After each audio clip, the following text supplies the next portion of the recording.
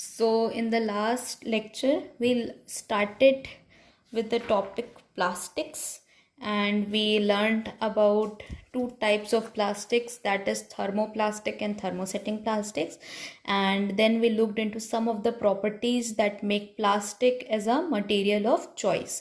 We see how plastic is non-reactive, how plastic is light, durable, and strong, and how plastics are poor conductors and poor conductors of what. So we will start today's lecture with this box of did you know. So there are some interesting facts given about the plastics. So plastics find extensive use in the healthcare industry. So अभी तक हमने देखा था कि हमारे घरों में कहाँ कहाँ पर प्लास्टिक यूज़ होते हैं और किस किस तरीके से यूज़ होता है. But apart from our house, जो ये हेल्थ केयर इंडस्ट्री है, ये हॉस्पिटल्स हैं जो, और जो अदर मेडिकल एसोसिएटेड जो इंडस्ट्रीज़ हैं, वहाँ पर भी प्लास्टिक का बहुत ज़्यादा यूज़ होता है. Some examples of their use are the packaging of tablets, threads used for stitching wounds, syringes, doctors gloves and a number of medical instruments. तो कई जो टैबलेट्स होती है उनकी पैकेजिंग प्लास्टिक से होती है. जो वूंड को स्टिच करने के लिए जो थ्रेड्स होते हैं वो भी प्लास्टिक से बने हुए होते हैं. सीरिंजेस, जो इंजेक्शंस होते हैं उनकी जो सीरिंज है वो भी प्लास्टिक से होती है. जो डॉक्टर्स ग्लव्स यूज़ करते हैं वो भी प्लास्टिक से बने हुए होते हैं. और बहुत सारे जो मेडिकल इंस्ट्रूमेंट्स हैं उनमें भी प्लास्टिक्स का यूज़ होता है. Now, special plastic cookware is used in microwave ovens for cooking food. In microwave ovens, the heat cooks the food but does not affect the plastic vessel. So, ये एक interesting fact है because इससे पहले हमने देखा था कि कई थर्मोप्लास्टिक जो होते हैं वो हीट लगने से मेल्ट हो जाते हैं, डी शेप हो जाते हैं. बट ये इंटरेस्टिंग है कि जो कई माइक्रोवेव होते हैं उसमें देखा होगा कि जो उसके बर्तन होते हैं वो प्लास्टिक के बने हुए रहते हैं. तो अब ये प्लास्टिक इतनी ज़्यादा हीट कैसे सह लेते हैं? तो ये स्पेशल टाइप के प्लास्टिक्स होते हैं जो बहुत ज़्यादा हीट रेजिस्टेंट होते हैं, बहुत हाई टेम्परेचर्स को ये सह सकते हैं और उनको फिर माइक्रोवेव ओवन की यूटेंसिल बनाने में यूज़ किया जाता है. तो जो हीट होता है उससे फूड पकता है, बट वो हीट जो है उन यूटेंसिल्स को इफ़ेक्ट नहीं करता है. Teflon is a special plastic on which oil and water do not stick. It is used for non-sticking coating on cookwares. तो आप लोगों ने सुना होगा कि नॉन स्टिक बर्तन. सो ये नॉन स्टिक बर्तन क्या होते हैं कि ऐसे यूटेंसिल्स होते हैं जिसमें ऑयल और वाटर जो है चिपकता नहीं है. तो इसमें भी एक प्लास्टिक का यूज़ होता है उसको नॉन स्टिक बनाने में, जो कि है टेफ्लॉन. सो ये जो यूटेंसिल्स होते हैं उसमें टेफ्लॉन की कोटिंग होती है और यही कोटिंग उन यूटेंसिल्स को नॉन स्टिक बनाती है. तो अगर आप कहीं भी सुनेंगे कि नॉन स्टिक बर्तन तो समझ जाना कि उसमें टेफ्लॉन की कोटिंग है. Now, fireproof plastics. Although synthetic fibers catches fire easily, it is interesting to know that the uniforms of firemen have coating of melamine plastic to make them flame resistant. तो इसके पहले वाले lectures में हमने पढ़ा था कि जो सिंथेटिक फाइबर्स होते हैं उसमें आग लग जाती है बहुत इजीली, इसलिए कुकिंग करते समय या किचन में आपको सिंथेटिक फाइबर्स नहीं पहनने चाहिए. बट यहाँ पे एक इंटरेस्टिंग चीज़ है कि जो फायरमैन होते हैं, जो आग बुझाने के लिए जो लोग काम करते हैं, उनके जो यूनिफॉर्म्स रहते हैं उसमें एक special plastic that is melamine उसका यूज़ होता है. बिकॉज ये जो मेलामाइन है उन कपड़ों को फ्लेम रेजिस्टेंट बनाता है. तो ये मेलामाइन के बारे में हमने पहले वाले लेक्चर में पढ़ा था कि ये फायर रेजिस्टेंट होता है और इसलिए मेलामाइन का यूज़ फायरमैन के क्लोथ्स बनाने में होता है, ताकि क्योंकि वो आग में काम करते हैं, वो आग बुझाने का काम करते हैं, तो उस समय उनके कपड़ों में आग ना लग जाए, इसलिए वहाँ पे मेलामाइन का यूज़ करते हैं. Now the next topic is plastic and the environment. So when we go to the market, we usually get things wrapped in plastic or packed in polythene bags. तो जब हम मार्केट जाते हैं तो हम बहुत सारी ऐसी चीज़ें लाते हैं जो प्लास्टिक में जिनकी पैकिंग हुई हो, या फिर उनको हम पॉलीथीन बैग्स में लेके आते हैं. कि सपोज़ आप कोई भी स्नैक लेने गए, आप कुरकुरे लेने गए, तो उसकी पैकेजिंग जो है वो प्लास्टिक में है. ठीक है, आप चॉकलेट्स लेके आते हैं तो वो प्लास्टिक की पैकेजिंग होती है, या फिर आप जो सामान लाते हैं वो पॉलीथीन बैग्स में लाते हैं, कि आप सब्जियां लेने जाते हैं तो आप पॉलीथीन बैग्स में वो सब्जियों को लेके आते हैं.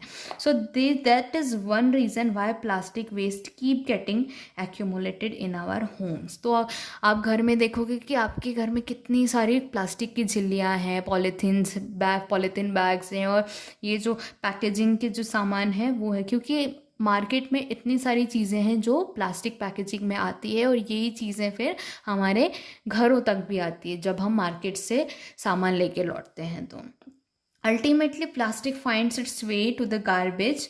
Disposal of plastic is a major problem. Why? So ये जो प्लास्टिक है, एक बार हमने मार्केट से सामान लाया, सामान सब हमने अरेंज कर लिया, अब उसके बाद इस प्लास्टिक का कुछ काम रहता नहीं है, तो ये प्लास्टिक फिर गार्बेज में चला जाता है, हम इसको फेंक देते हैं.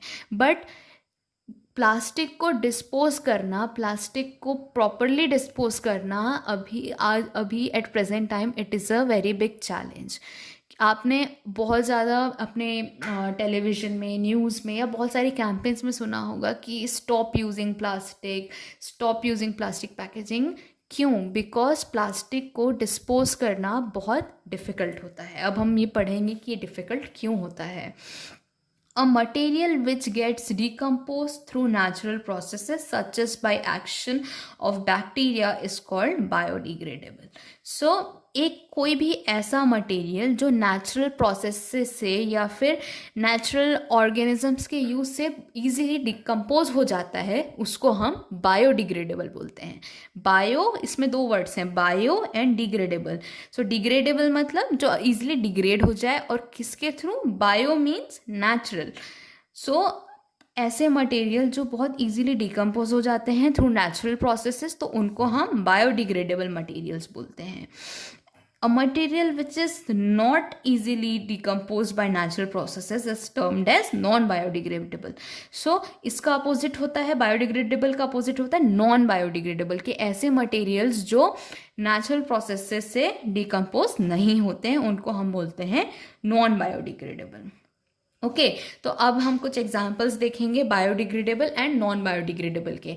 तो आपके बुक में ये टेबल नंबर 3.3 में दिया हुआ है कुछ एग्जाम्पल्स. अब यहाँ पे 3 कॉलम्स है. Types of waste, approximate time taken to degenerate, and nature of material, की किस टाइप का वेस्ट हम डिस्कस कर रहे हैं, इसको कितना टाइम लगता है डिकम्पोज होने के लिए, और अब उसके टाइम के हिसाब से उस वेस्ट का नेचर कैसा है, कि वो बायोडिग्रेडेबल है कि नॉन बायोडिग्रेडेबल है.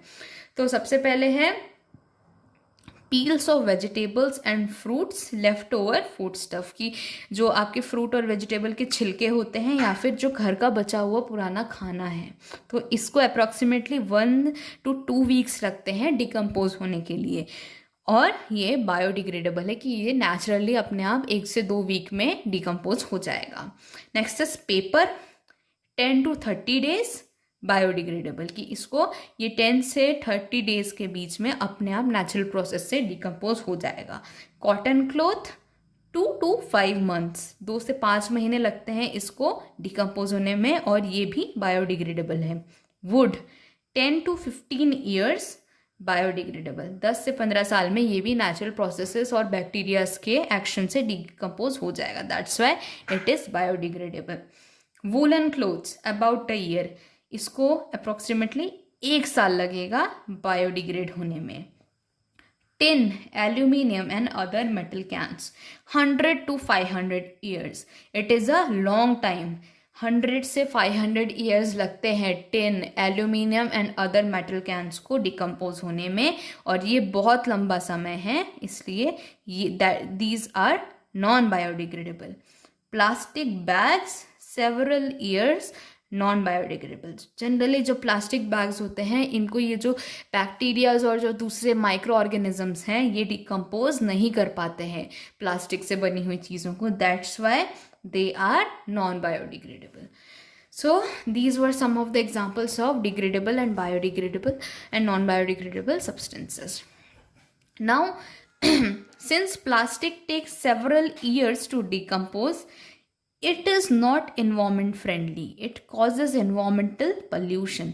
तो क्योंकि प्लास्टिक को बहुत साल लगते हैं डिग्रेड और डिकम्पोज होने में, तो इसलिए हाँ ये प्लास्टिक्स को हम इन्वायरमेंटल फ्रेंडली नहीं बोलते, बिकॉज ये बहुत सालों तक ये वहीं पे जहाँ पर है वहीं पे पड़े रहते हैं और बहुत ज़्यादा प्रॉब्लम्स क्रिएट करते हैं, ये इन्वायरमेंटल पॉल्यूशन कॉज करते हैं। Besides, the burning processes in the synthetic material is quite slow and it does not get completely burnt easily. In the process, it releases lot of poisonous fumes into the atmosphere causing air pollution. तो अब आप लोग सोच रहे होंगे अगर अब वो ज़मीन में डिग्रेड नहीं हो रहे हैं तो क्यों ना उसको जला दिया जाए, प्लास्टिक्स को जला देंगे तो वो ख़त्म हो जाएंगे।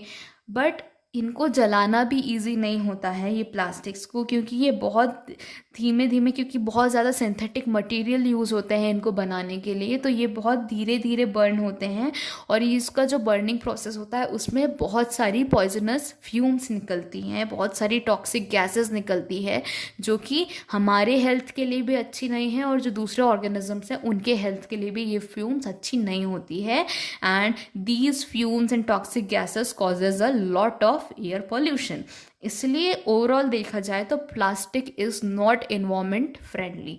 दैट्स वाई बोला जाता है कि जितना कम से कम यूज़ कर सके प्लास्टिक का उतना कम आपको यूज़ करना चाहिए। Now how can this problem be solve? तो हम यहाँ पर एक बॉक्स में जो भी दिया वो पढ़ेंगे। Have you ever seen a garbage dump where animals are eating garbage? In the process of eating the waste food, they swallow materials like polythene bags and wrappers of food. Can you imagine the consequences? तो generally ये जो हमारे घर से जो garbage, आपके घर में भी कचरा उठाने के लिए गाड़ी आती होगी म्यूनिसिपल कॉरपोरेशन की, तो ये सब जो चीज़ें हैं वो एक साथ मिक्स हो जाती हैं कि बचा हुआ खाना है, बायोडिग्रेडेबल चीज़ें हैं, प्लास्टिक के बैग्स, तो ये हम एक साथ सब चीज़ें मिक्स कर देते हैं और उसको भेज देते हैं। अब ये जो गाड़ी है, जो कचरा कलेक्ट करने वाली गाड़ी है, ये एक जगह पे ले जा करके इस गार्बेज को डंप कर देती है। और अब जब ये गार्बेज जहाँ पे डंप होता है वहाँ पर बहुत सारे एनिमल्स रहते हैं कि स्ट्रे डॉग्स हैं, काउज़ हैं, बफेलोज़ हैं, तो ये सब वो जो लेफ़्ट ओवर वहाँ पे खाने की तलाश में ये सब जो ऑर्गेनिजम्स है वो आते हैं वहाँ पे, ये सब जो एनिमल्स से आते हैं और जो भी मतलब ईटेबल चीज़ें वो वहाँ पे खाने की कोशिश करते हैं। बट अब सपोज़ ये जो लेफ़्ट ओवर फूड के साथ वहाँ पर ये जो एनिमल्स हैं कई बार ये प्लास्टिक्स की जो चीज़ें हैं उसको स्वेलो कर जाते हैं फूड समझ के। उसके साथ में कई बार वो बहुत पैकेज चीज़ें रहती हैं कि सपोज़ प्लास्टिक के बैग के अंदर कुछ लेफ़्ट ओवर फूड है तो वो उसको प्लास्टिक सहित खा लेते हैं, तो इससे उनके हेल्थ में क्या कंसिक्वेंसेस होते होंगे। So the plastic material chokes the respiratory system of these animals और forms a lining in their stomach and can be the cause of their death. तो अब जब ये वो प्लास्टिक के पैकेट को या मटेरियल को निगल लेंगे तो उसके बाद इनकी ये रेस्पिरेटरी जो सिस्टम होता है उसमें ये प्लास्टिक मटेरियल जा कर के उसको चोक कर देते हैं। या फिर कई बार क्या होता है कि इनके जो स्टमक है उसके अंदर ये प्लास्टिक की लाइनिंग फॉर्म हो जाती है and it can be a cause of their death. तो इससे वो जो जानवर है जिसने प्लास्टिक खाया है उसकी डेथ भी हो सकती है and it is a very painful death, कि बहुत ज़्यादा पेनफुल डेथ होती है अगर ये एनिमल्स प्लास्टिक को स्वेलो कर जाते हैं। तो the polybags carelessly thrown here and there are responsible for clogging the drains too. Sometimes we are very careless and throw the wrappers of the chips, biscuits and other eatables on the road or in the parks or picnic places. Should we not think twice before doing so? As a responsible citizen, that measures do you suggest to keep public places clean and plastic free? सो हम लोग भी बहुत ज़्यादा careless होते हैं कि कई बार हम जाते हैं तो हमने चिप्स के पैकेट लिए, हमने कुरकुरे के पैकेट लिए और हम उसको रोड में फेंक देते हैं। तो अब ये प्लास्टिक कई बार क्या होता है कि जो नालियाँ हैं, जो ड्रेन्स हैं, वहाँ पर जा कर के ये उनको ब्लॉक कर देते हैं और फिर कई जगहों पे आपने देखा है कि फ्लड्स आ गए, ये आ गए, तो उसके पीछे भी इन प्लास्टिक्स का बहुत बड़ा रोल होता है, क्योंकि जो आपका ये ड्रेनेज सिस्टम है अगर वो प्लास्टिक से चोक हो जाएगा तो फिर जो पानी है वो आपके घरों में भरने लगता है। और हम कई बार पार्क्स जाते हैं या पिकनिक प्लेसेस जाते हैं तो वहाँ पे हम मस्ती तो पूरी करते हैं बट हमारे पीछे हम ये सब जो प्लास्टिक की चीज़ें हैं उसको फेंक के आते हैं, वो वहाँ की चीज़ों को, वहाँ की जो सीनरी है उसको ख़राब कर देती है ये चीज़ें। तो as a responsible citizen of our country हमको ये सब आदतें बदलनी चाहिए कि आप जो प्लास्टिक की चीज़ें हैं उसको यहाँ वहाँ ना फेंके। जो आपके गार्बेज, हर जगह जो गार्बेज बिन्स रखे रहते हैं आप उनको वहीं पर डिस्पोज ऑफ करें, ताकि ये किसी कोई जो एनिमल है वो उसको ना खा ले या फिर कहीं ये ड्रेन में ना फंस जाए। तो as a responsible citizen, as students of science, you should know this कि plastics are not to be thrown anywhere carelessly, और इसको आप जो प्रॉपर जो गार्बेज बिन्स हैं वहीं पर आप लोग इसको थ्रो करें। So that's what we can do from our sides to keep our places clean and tidy. Okay, so अगली बार से जब भी आप कहीं जाए तो ट्राई करो कि प्लास्टिक की चीज़ों को इधर उधर, प्लास्टिक के पैकेजेस को इधर उधर ना फेंको। और फर्स्ट ऑफ ऑल, जहाँ पर ज़रूरी नहीं है वहाँ पर आपको प्लास्टिक्स लेना भी नहीं चाहिए। कि अगर आप मार्केट जा रहे हैं तो आप अपने साथ एक कपड़े का बैग लेके जा सकते हैं, प्लास्टिक के रैपर में चीज़ों को लाने के बजाय। तो ऐसी कुछ चीज़ें हैं जहाँ पे आप प्लास्टिक्स को अवॉइड कर सकते हो। Avoid the use of plastics as far as possible. Make use of bags made of cotton or jute when you go for shopping. The biodegradable and non-biodegradable waste should be collected separately and disposed of separately. तो जो मैंने बोला कि plastic bags का use कम से कम करें, जहाँ पर पॉसिबल हो कि अगर आप मार्केट जा रहे हो तो अपने साथ कॉटन का या जूट का बैग लेके जाओ, ताकि आपको रिटर्न में वो प्लास्टिक के बैग में सामान ना भेज दें। ठीक है। Secondly, the biodegradable and non biodegradable waste should be collected separately and dispose of separately. तो जो घरों में जो हम कचरा रखते हैं उसको हमको दो पार्ट्स में डिवाइड करना चाहिए कि जो बायोडिग्रेडेबल चीज़ें हैं उसको एक जगह हम डिस्पोज करें, और जो नॉन बायोडिग्रेडेबल चीज़ें हैं उनको हम एक जगह सेपरेटली डिस्पोज करें। Practice this in your homes. तो ये घरों में ये सब चीज़ें होनी चाहिए। It is better to recycle plastic waste. Most of the thermoplastics can be recycled. Make a list of items that can be recycled. However, during recycling, certain coloring agents are used. This limits its usage, especially for storage of food. As a responsible citizen, remember the 5R principle: reduce, reuse, recycle, recover, and reuse. Develop habits which are environment friendly. So, instead of throwing the plastic, एक जो दूसरा तरीका है that is of recycling. कि आप ये जो भी आपके पास प्लास्टिक का सामान है, कि सपोज टूटी हुई चेयर है या टूटे हुए कंटेनर्स हैं, तो you can send it for recycling. तो वहाँ पर क्या होता है कि इन चीज़ों को मोल्ड करके इनसे दूसरी नई चीज़ें बनाई जा सकती है। तो इससे क्या होता है कि नए प्लास्टिक की चीज़ें प्रोड्यूस नहीं होती, कि आप जो सेम पुराना प्लास्टिक है उसी को आप रिसाइकल करके उसी से नई चीज़ें बना रहे हैं। तो अब ये जो प्लास्टिक की चीज़ है वो गार्बेज में भी नहीं जाएगी, इन्वायरमेंटल प्रॉब्लम्स भी नहीं क्रिएट करेगी, और वो जो दूसरा मटेरियल, नया मटेरियल बना है उसको बनाने के लिए नया प्लास्टिक भी नहीं यूज़ करना पड़ेगा। So recycling is a good option. However, इसके कुछ लिमिटेशंस हैं, जैसे कि एक बार रिसाइकल हुई चीज़ें उसमें एक्स्ट्रा डाई, हम कलरिंग एजेंट्स यूज़ करते हैं, तो that recycle materials can not be used for storing the food, कि हम अब इसमें अपना फूड आइटम स्टोर नहीं कर पाएंगे। But again that is smaller portion of it, but recycling is a very good option.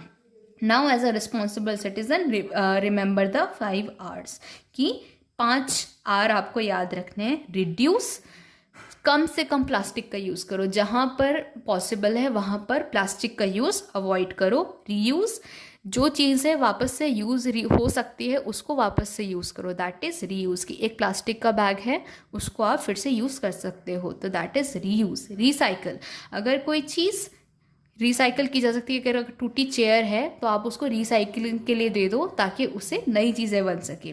Recover and refuse, कि जहाँ पर आप रिफ्यूज़ कर सकते हो, कि अगर सपोज़ आप मार्केट गए हो और आपको वो प्लास्टिक का बैग दे रहा है कि आप इसमें ले लो, तो अगर आपके पास कॉटन का बैग है तो रिफ्यूज़ टू यूज़ दैट, कि नहीं, मेरे को मेरा जो ये कॉटन का बैग है उसी में फल और सब्जियां दे दो, प्लास्टिक का बैग नहीं चाहिए। So these are the 5 R's that you should remember as a responsible citizen. Develop habits which are environmental friendly. So ये आपके लिए भी अच्छा है, आपकी हेल्थ के लिए भी अच्छा है, एंड आपके जो आजू बाजू का एनवायरमेंट है और जो दूसरे एनिमल्स हैं उनके लिए भी अच्छा है। Now five R wise, there are some important facts given here. Do not throw plastic bags in the water bodies और ऑन द रोड्स। ये तो बिल्कुल भी नहीं करना है कि जो प्लास्टिक की जो चीज़ें उनको कभी भी रोड्स पे नहीं फेंकना चाहिए, और कभी भी आप पिकनिक गए हैं तो वहाँ पे कई बार वाटर बॉडीज़ होती हैं तो वहाँ पर भी प्लास्टिक नहीं फेंकना है। Take a cotton carry bag और a jute bag while going for shopping. तो अगर आप कहीं भी शॉपिंग करने जा रहे हैं या मार्केट भी जा रहे हैं तो अपने साथ अपना प्लास्टिक का चीज़ें नहीं लानी है। कॉटन का कैरी बैग या फिर जूट का कैरी बैग अपने साथ लेकर जाना है ताकि आप नए प्लास्टिक के पैकेट्स ना लेके आएँ। Try to minimise the use of plastic materials, example use a steel lunch box instead of plastic one. तो जितना कम से कम हो सके प्लास्टिक का यूज़ करो। एग्जाम्पल इज़ कि आप जो प्लास्टिक का लंच बॉक्स लेके आते हैं उसकी जगह एक स्टील का लंच बॉक्स आप लोग यूज़ करें। So that's all for this chapter. So हमने अपना 3rd चैप्टर भी कंप्लीट कर लिया, synthetic fibres and plastics. I know कि इसके पहले वाले चैप्टर्स के भी क्वेश्चन आंसर रिमेनिंग है, so we will cover the question answers of for both the chapters की जो 2nd chapter and 3rd chapter है उसके हम क्वेश्चन आंसर साथ में करेंगे in the next video. Okay, thank you.